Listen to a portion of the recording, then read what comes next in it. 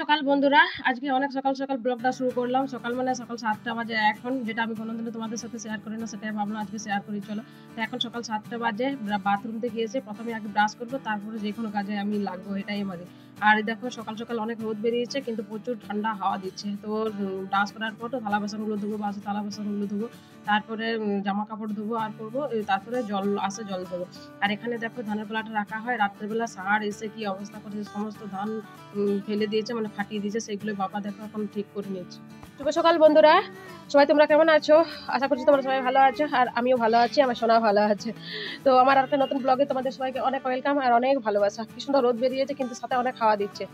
আর আমার গলার আওয়াজ ছিল, বুঝতেই পারছো যে শরীরটা একটু খারাপ হয়েছে। শরীরটা খারাপ বলতে সর্দি লেগেছে।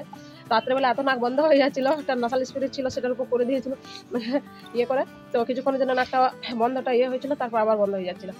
তো এই ঠান্ডা গরম করে আমার এত ঠান্ডাতে স্নান করেছি আর করেছি, তবু সর্দি লাগেনি। কিন্তু এই ঠান্ডা গরম এই 2-3 দিন যে ওয়েদারটা খারাপ হলো, ঠান্ডা গরম করে, তার জন্য শরীরটা নাক সর্দিটা হয়ে গেল, শরীরটা খারাপ লাগে।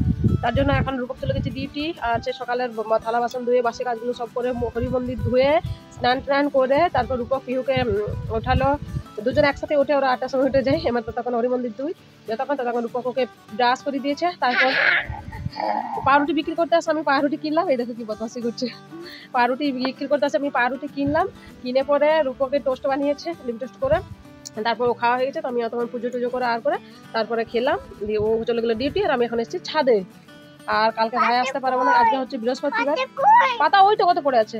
কালকে শুক্রবারে ভাই আসছে যদি, তাহলে আমরা শনিবারে চলে যাবো আসানসোল। পিহু মামা বাড়ি যাবে, তাই না শোনা? এদিকে যাবে মামা, বলে দাও। মামা যাবে, আর কে যাবে? মামা যাবো করতে থাকে। তো শনিবারে হয়তো আমরা চলে যেতে পারি, কারণ সামনে আছে বিয়ে বাড়ি, ভাইয়েরই বিয়ে। তো আর তো কটা দিন বাকি আছে, 2 মার্চে ভাইয়ের বিয়ে। তো ওই জন্য আমাদেরকে যেতে হবে। রূপক বলছে চলে যাও, অনেকটা দেরি হয়ে যাচ্ছে, আর তোমাদেরকে দেরি করতে হবে না, চলে যাও। এই দেখো আমরা এখন এসেছি পালং শাক তুলতে। কি করছো কি? ওই দিকে যাবে না, পোকা আছে। কালকে ওই চিকনি শাকটা তুলে নিয়েছিলাম, আজকে আবার এসেছি পালং শাক তুলতে।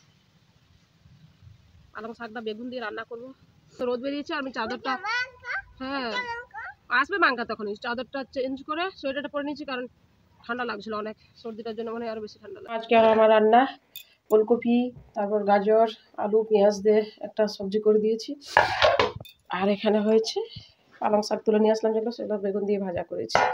বাবা মাছ ধরবো বলেছিল, হয়নি, ওই জন্য ডিম ভাজা করছি বাবার জন্য একটা, আর এখানে আমার জন্য একটা। প্রিয় খেয়ে নিয়েছে, তো চলো এখন ডিম ভাজাটা করে।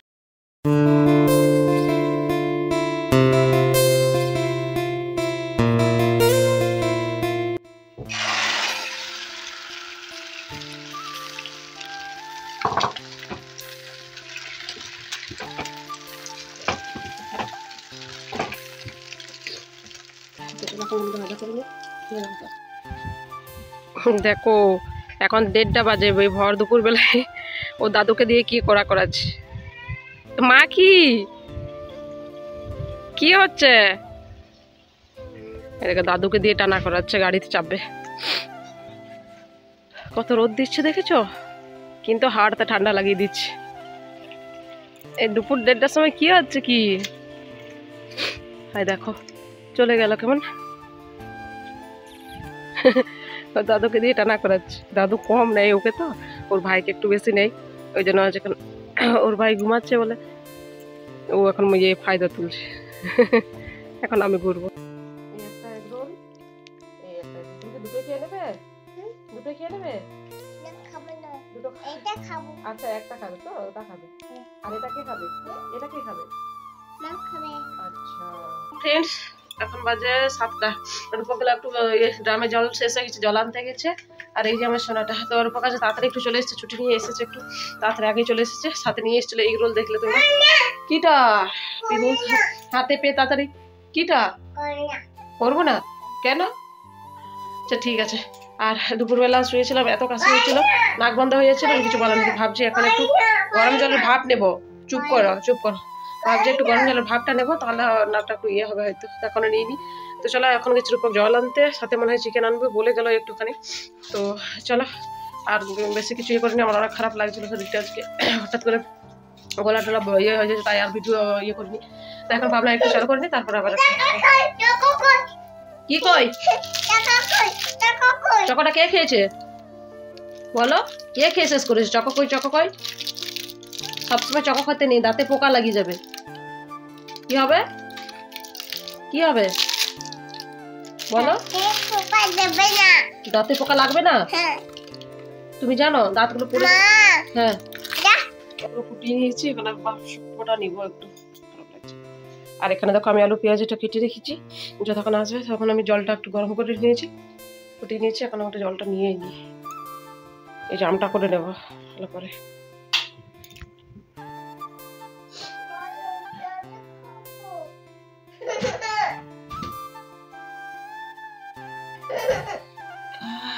মুখটা সেদ্ধ হয়ে যাচ্ছে, হালকা ইয়ে করেছি। অবশ্যই দিয়েছি চিকেন রান্না, বাজারে গেছিল চিকেন আনতে, এই নিচে বোনলেস চিকেন।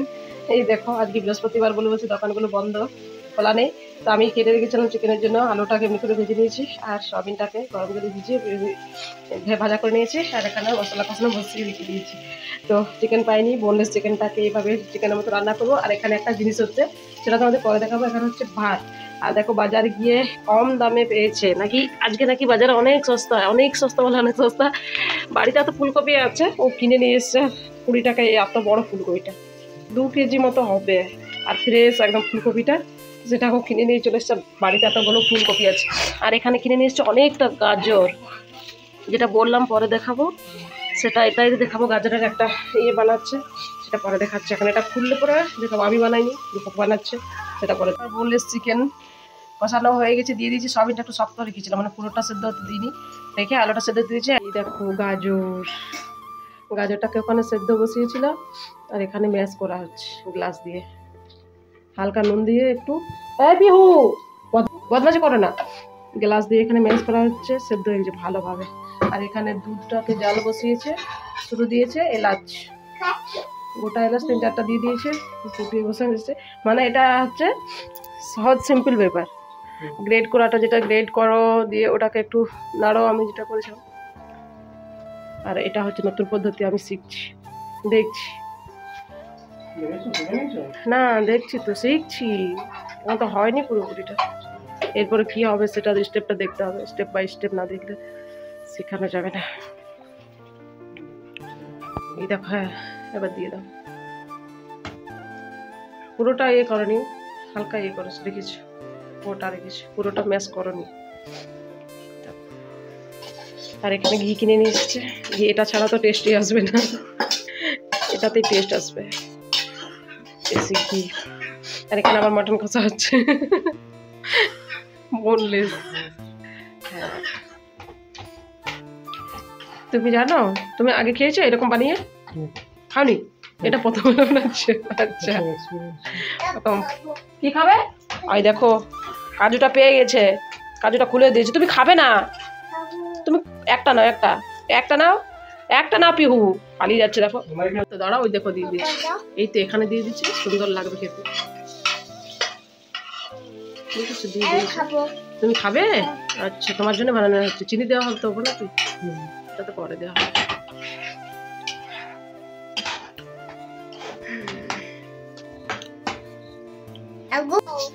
চিনি দাও কি? চিনি তো এখানে দিচ্ছে, এখানে খাবে তুমি। চিনি দিয়ে দিয়েছে, একটু গুঁড়ো দুধ দেওয়া হয়েছে। সেটা কিসের জন্য গুঁড়ো দুধটা?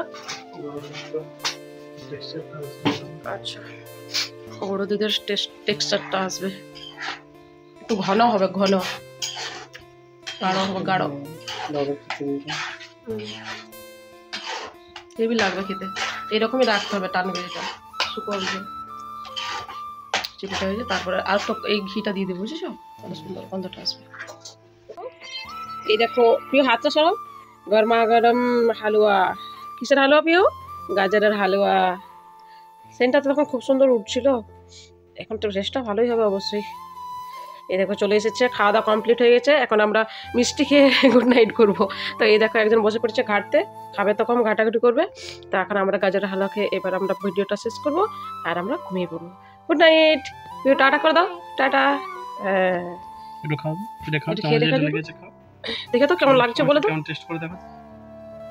হাই, ওই রকম কি টেস্ট করে?